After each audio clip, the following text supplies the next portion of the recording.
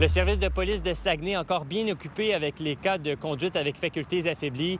Hier soir, 3 arrestations ont eu lieu et dans les 3 cas, le taux d'alcoolémie dépassait la limite permise. L'un d'entre eux a d'ailleurs été contraint de se rendre au centre hospitalier de Jonquière. Comme il se plaignait de douleurs dues à la sortie de route, donc il a été amené à Jonquière, à l'hôpital, et c'est la raison pour laquelle on va procéder par prise de sang. C'est de dire, bien moi, si je vais prendre de l'alcool, comment je reviens? Comment je reviens à la maison? Est-ce que je suis mieux de laisser mon véhicule à la maison, me trouver un moyen de transport autre? Donc, donne-moi tes clés, voilà. Le message le plus simple, si on prévoit d'avance, on fait un plan, on décide, on ne va pas conduire avec des capacités affaiblies. On ne choisit pas celui qui a le moins consommé, là. On choisit un chauffeur sobre. Il y a quelques semaines seulement, le service de police de Saguenay annonçait dans son bilan de l'année 2025 que les cas d'arrestation en lien avec des facultés affaiblies avaient augmenté dans la dernière année, malgré un grand nombre de barrages routiers mis en place. 2025, on a effectivement eu une hausse des cas d'alcool au volant. De mémoire, c'est au-dessus de 195 dossiers qui ont été ouverts. Présentement, ça va pas mieux, je vous dirais, au niveau des conduites capacité affaiblies. On est un des corps policiers au Québec qui fait le plus de barrages routiers. Juste l'année passée, c'est au-dessus de 133 barrages routiers qui ont été faits par les policiers de la ville de Saguenay. Donc, tu sais, on va continuer d'être présent, on va continuer de faire de la prévention, on va continuer de faire de la répression également, parce qu'on s'entend que les conséquences pour la conduite avec les capacités au volant peuvent être très grandes. Le service de police produit actuellement la pièce de théâtre Impact qui vise à sensibiliser la population à l'utilisation de drogue ou d'alcool lorsqu'on conduit. La dernière représentation de cette pièce de théâtre est prévue jeudi prochain, le 23 avril, au Théâtre du Palais municipal de la Baie. À Saguenay, Louis-Mathieu Courneau, pour Nous 20. Le jeton du maire, un nouveau projet du maire Luc Boivin, un petit médaillon, un symbole en fait d'accomplissement pour souligner les efforts des citoyens qui font rayonner la ville de Saguenay. Je suis présentement avec le maire de Saguenay pour parler avec lui justement de ce projet-là. Monsieur Boivin, pourquoi c'est important pour vous de souligner ces efforts-là? Écoute, on a plein de gens dans la ville. On a de 37 000 bénévoles qui se démarquent, qui font avancer notre ville. On a des athlètes, des gens au niveau des arts qui font rayonner notre ville partout. On peut faire signer le livre d'or de la ville, mais au-delà de ça, je voulais donner quelque chose de modeste quand même, mais qui est significatif pour remercier les gens qui aident notre ville à faire rayonner.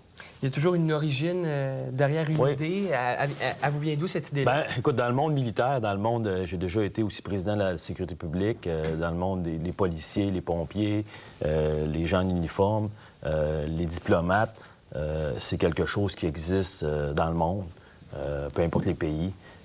Puis encore récemment, j'ai accueilli la consul des États-Unis au Québec qui m'a remis son jeton à elle. Je lui ai fait un échange avec le mien.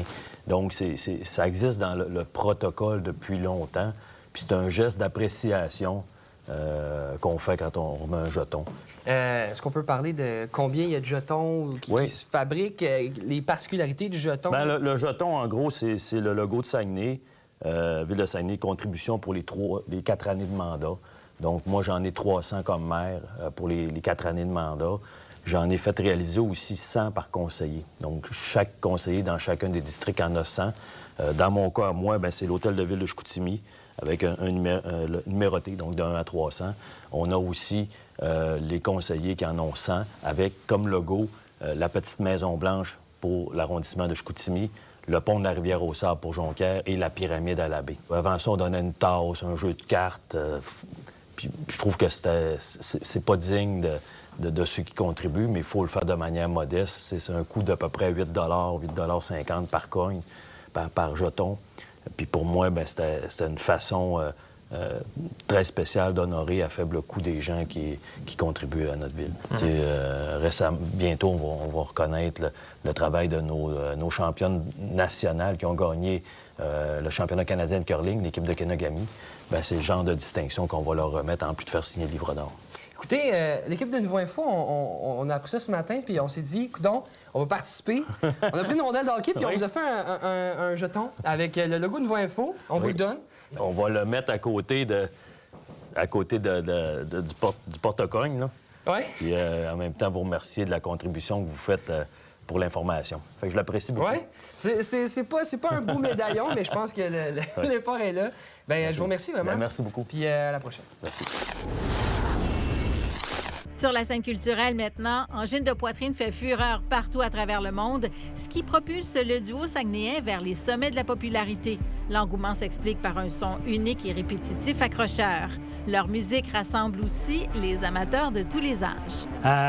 C'est des bons musiciens. Ils sont solides côté rythmique. C'est super original. L'idée de mettre de la microtonalité dedans, c'est l'idée de rajouter des notes entre les notes existantes. Ça amène une couleur qui est bien particulière. Le fait de construire un instrument de guitare juste pour être capable de faire ces éléments-là, en soi, c'est quelque chose vraiment d'original. On met de côté la scénographie qui vient avec, évidemment. Là où l'impossible prend vie. Savez-vous c'est où, ça? Chez nous. Parce qu'en fin de semaine, Luc Langevin est là 4 soirs pour le magicien. Il va être à Saguenay, il va être à Dolbeau, à Alma aussi. Et j'ai la chance d'aller parler avec lui juste avant son spectacle et peut-être avoir un petit tour de magie. Luc Langevin. Oui. Hey, bienvenue au royaume du Saguenay-Lac-Saint-Jean. Merci de m'accueillir. Là, tu viens d'arriver? Je viens tout juste d'arriver, ça fait 15 minutes. OK, je vais te poser la question qu'on pose à tout le monde qui arrive ici. Comment était le parc?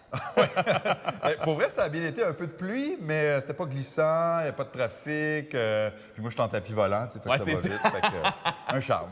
Mais justement, le spectacle que tu présentes, là, oui, la mise en scène, tout ça, mais c'est quoi? Y a-tu un fil conducteur? Y a-tu... Oui, tout à fait. C'est quoi qu'est-ce qu'on va voir sur scène? Bien, en fait, maintenant, les gens sortent de moins en moins de chez eux. Là, quand ils se déplacent, on veut qu'il y en ait pour leur argent.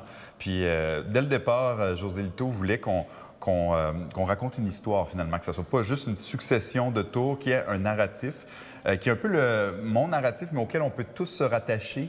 C'est sur le thème de l'enfance, en fait. Qu'est-ce qu'on a lorsqu'on est enfant? Qu'est-ce qu'on perd en vieillissant? Okay. Donc, tout le spectacle tourne autour de ça. Donc, il y a une histoire que je raconte, auquel José Lito a beaucoup participé parce qu'il a vraiment apporté un supplément d'âme à ça. Et tout ça est raconté à travers les illusions. Puis les illusions, c'est pas... Évidemment, on se demande toujours comment je fais, comment c'est possible, mais c'est des... Au-delà de ça, la magie dans un écran. Chaque musique a été composée sur mesure. Les projections vidéo aussi sont faites sur mesure par Silent Partner.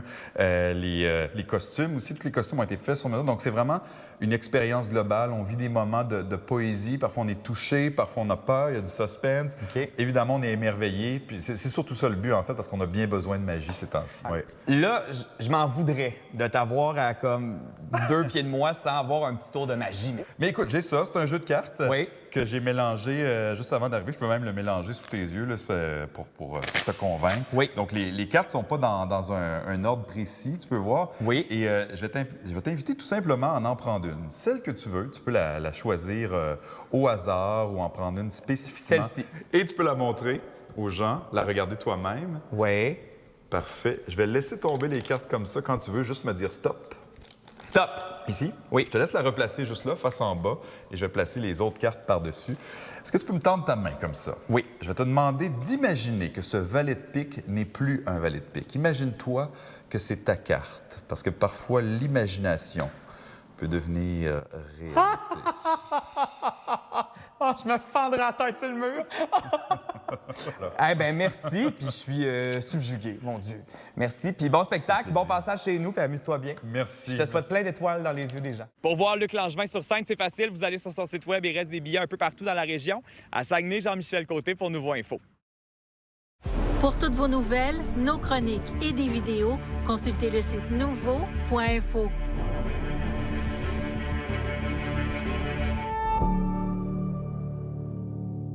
Donald Trump veut faire trembler le Canada et le monde. We don't need their cars, we don't need their lumber. Et il a notre industrie forestière dans sa main. Canada has been ripping us off. We're going to bring back our business into this country. Et il y a un petit village québécois qui est frappé de plein fouet. Série Saint-Michel, c'est Saint-Michel-des-Saints. Ça fait partie de l'ADN même du village. Imaginez qu'en presque tout un village dépend d'une usine qui doit mettre à pied des centaines de personnes. Ils l'ont pas fait de gaieté de cœur. Il n'y a pas de maison dans la communauté qu'il n'y a pas quelqu'un qui travaille pas dans le moulin. Mais les citoyens du village ne veulent pas se laisser faire.